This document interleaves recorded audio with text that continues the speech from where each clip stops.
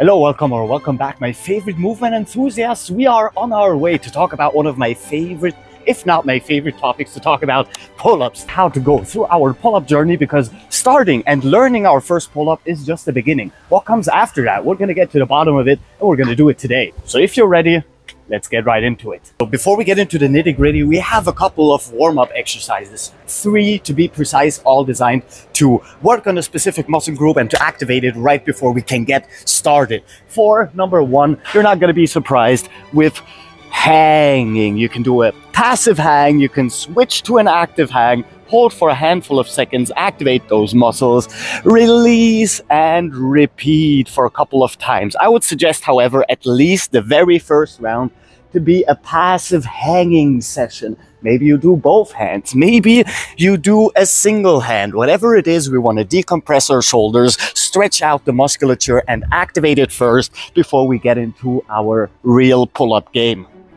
Now, our second activation exercise is going to be a scapular pull-up, a symmetrical one, meaning we're going to work both sides simultaneously. Be sure when going for scapular pull-ups to start out in a dead hang and adduct and depress your shoulder blades before you go into a full passive hang once more. So we're going to pull together, pull down and repeat, which means scapular adduction, depression, reverse into elevation. And this brings us to our third and final warm-up exercise, just so we can add a little bit of core, latissimus and back activation even more.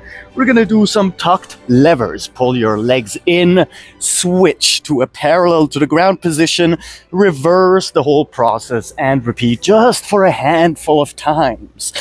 Be sure to go for full range of motion. You can even release your legs first before you pull in and go parallel once more. This way we have activated every single muscle we will be using today, so we can get started with a handful of pull-up variations. We're gonna start with the basics because this is going to be the foundation of our entire training session today. The 2 basic pull-up exercises are the underhand biceps dominant pull-up, which is a shoulder width grip and full range of motion touching your chest towards the bar, and wide grip overhand latissimus dominant pull-up. Now for this one also, our full range of motion will be touching our chest to the bar. You can work explosively or you can work a little bit on your static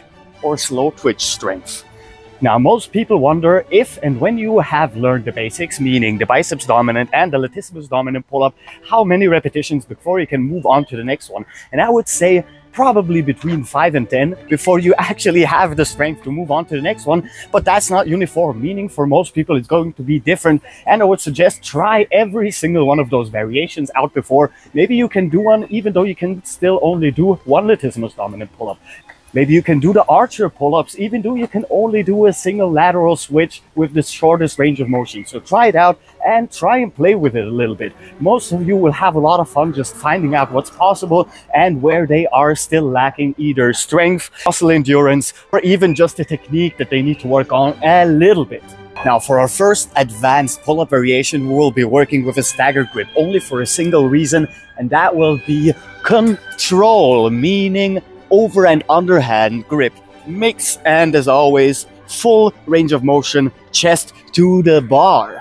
Switch it up, turn around, and the other hand over, underhand, and pull together. This way, we will learn to activate both sides, even though we are working asymmetrically. So now we can start having some fun, and we're gonna start with the easiest pull-up variation first and start building up intensity with every single variation that comes afterwards. And one of the easiest tools for that is using range of motion. So let's start with our first lateral switch pull-up. We're gonna start in an overhand wide grip. We're gonna pull classically towards our chest, and now we're gonna do lateral switches from the left to the right in a very short range of motion, and reverse the whole process back to the middle once more. You can go for a second round, switch it up and reverse, or you can take a short break in between every single round you do. And this way, you know that our next move is going to be increasing the range of motion, meaning we want to grab even further apart.